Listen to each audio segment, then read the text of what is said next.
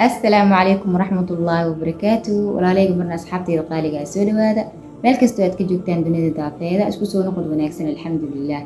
muuqaalka loo khayrkiisa wato oo inaba ka duwan muuqaaladii hore.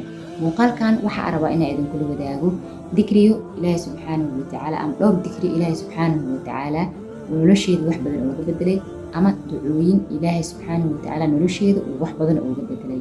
hubaal inay fiirsan doonaan dad badan oo ayagana u baahan in lala wadaago. waxaa isleeyahay waqtigii loo baahnaa ayaan la imid.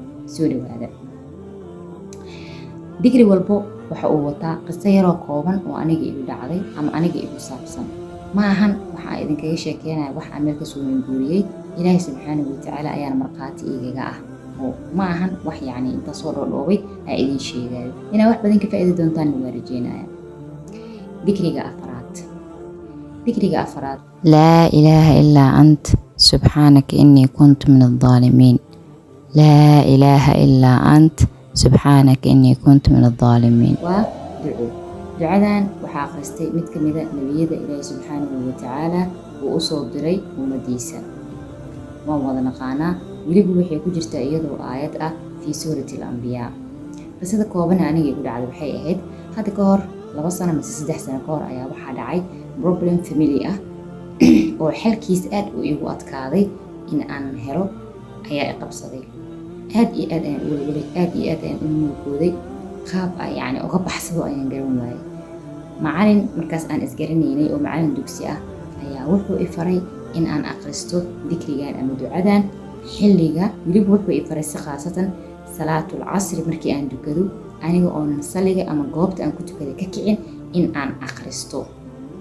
wuxuuna igu dhahay cadada akhrisanaysid waa 333. waan waday muddo 3 maalin mise muddo 4 maalin ayaan si joogto ah u akhriyey.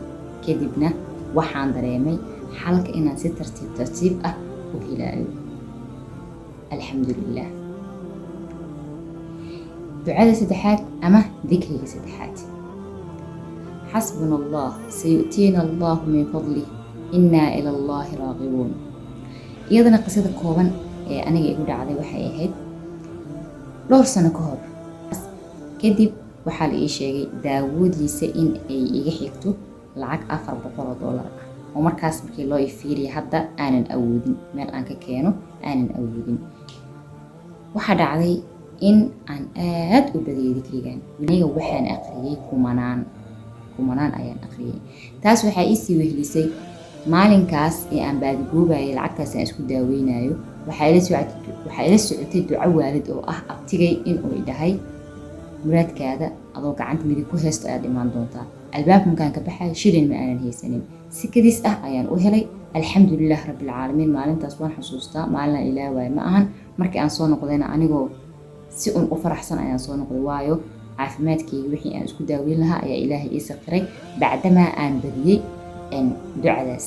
ducadaas meeshaas kuma aanan joojinin, waan sii waday. oo hadda waxa aan ka dhigtay raatib ayaan waxaan ka akhristaa kulli yoom 100 jeer ayaan ka akhristaa. ducada labaad ama dikriga labaad asagana allaahumma innii as'aluka min fadlika wa raxmatik fa innahu laa yamlikuhaa ilaa ant. allaahumma innii as'aluka min fadlika wa raxmatik fa innahu laa yamlikuhaa ilaa ant. waxaa dhacday sanadkan qisada ana iga quseyso arbaan idiin sheego. waxaa dhacday inaan bilaabay online business ah. products ayaan keensaday. productski waxaa dhacday inay muddo i agyaaleen ayagoona wax la iiga iibsada jirin. waxaan ka arkay marka khadka ama social media dhexdiisa shuyuuq ka hadlaysa allaahumma innii as'aluka min fadlika wa raxmatik fa innahu laa yamlikuhaa ilaa anta. wallahi alcadiim been ma idiin sheegaayo. waxaan bilaabay xilli habeen ah, waan waday. iyadana kumanaan ayaan ka akhriyey, kumanaan. maalintaas markii subaxii aan soo kacay dalabkii igu bilowday ilaa habeenkii 3 saac laga gaarayay dalab ayaa igu socday oo ah xagga alaabahaas in la iga soo dalbanayay, la isoo weydiinayay, la iga soo dalbanayay gobol iyo wadanka dhexdeeda muqdisho dhexdeeda iyo gobolada intaba in la iga soo codsanayay in alaabahaas aan dhiibo. alxamdulilah rabbilcaalamiin. productiskii oo dhan way iga bixeen markaas ii yaalay. safar cusub ii imaaday oo ahaa, waan la murgay, ducadaasaan arkay, waan akhristay, waana ku liibaan alxamdulilah rabbilcaalamiin mana daayo iyadana maxay ii tahay raatib kale ay ii tahay alxamdulilah adina waxaa rajeynayaa sidaas oo kale inay wax kaa bedeli doonto insha allah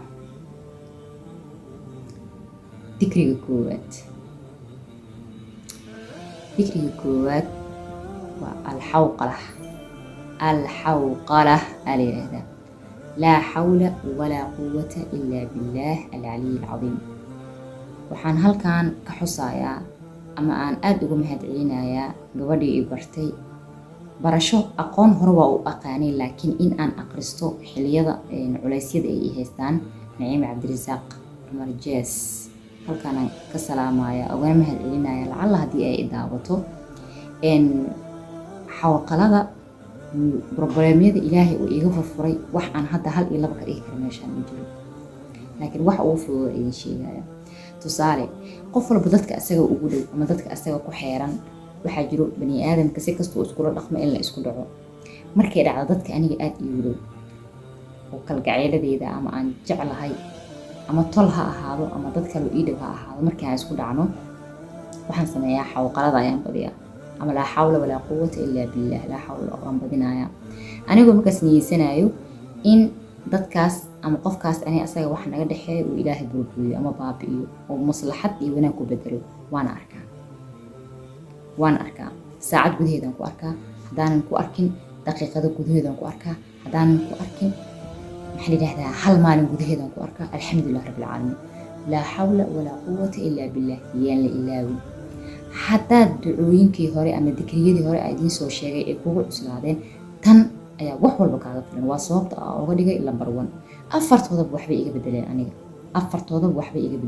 afartooda maxay kala yihiin laa xawla walaa quwata ilaa billah اللهم إني أسألك من فضلك ورحمتك فإنه لا يملكها إلا أنت حسبنا الله سيؤتينا الله من فضله إنا إلى الله راغبون أن لا إله إلا أنت سبحانك إني كنت من الظالمين وأفرت أنيقا عن أركي أذكارك بدن ويجران دعوينك بدن وأن استعمال محلنا أن دائم ويجران لكن سي وحيابها الصامين تيقول ريبي وأفرتان ويبديهم كوكا ويجران لكن أفرتان أنا سي قاس إيه طابتين بين إيدي مشي سيبا الحوقلة هيلاوي هذا قف بروبليم هيستو رجع دمر هذا قف شقين جري أو شقدي واي هذا قف عرور إلهي كبرياي هدي أعطاه قف عافمد إلهي كبرياي هدي أعطاه قف يعني بروبليم ستريس إيو نلوشيس إنو سفهم واي كبيح واي حوقلة أما لا حول ولا قوة إلا بالله إنا بديسيت أين قولة المعنى waadna ka arki doontaa ilaahay subxaanahu watacaala ka sakuwan waa ii mahadcelin doontaa haddaad hore u taqaanay oo aad wax macno kuugu fadhinin haddaan kuu sheegaya macnaha kuugu fadhiisato waana arki doontaa macnaheedana ma ahan dikriga in loo akhristo dhibaato ay haysato keliya xitaa haddaas waxba ku haysanin oo noloshaada jawi degan aad ku jirtid akhri jawi degan lagu daraa sii dareemaysaa mar ka dambeys maxaa waaye nolosha way kuusii qurux badnaanaysaa waxaa rajeynayaa wax un inaa iga fahantay mida kale saliga nabiga isagana waa muhiim oo intaan aanan akhrin mid walba waan ka hormariyaa waxaa kaloo muhiim ah oo aadan ilaawin istighfaarta astaghfirullah wa atuubu ilayh ama astaghfirullah alcadiim intaba waxaa kaloo xusid mudan haddii dikriyadaas aad akhrisid wixii ilaahay aa ka rabtay haddaana lagu siin waaba lagu siin doonaahe inta aana lagu siinin waxaa lagu dareensiin doonaa deganaan xasilooni xagga laabta ah walwalkii iyo kurbadii ku haayay inay kaa yaraato ama lagaa masaxo lagu ilowsiiyo problemka ku haayay adoo habi ah is aragto kadib ayaa si tartiib tartiib lagu siinayaa wixii aad u baahneyd waa hubaal wax badan ayaad ka faa'iidi doontaa muuqaal lamida inta aan ku kulmi doono waa walaashiin Zakiya Aadan Waadille amaana Allah wassalaamu calaykum waraxmatullaahi wabarakaatuh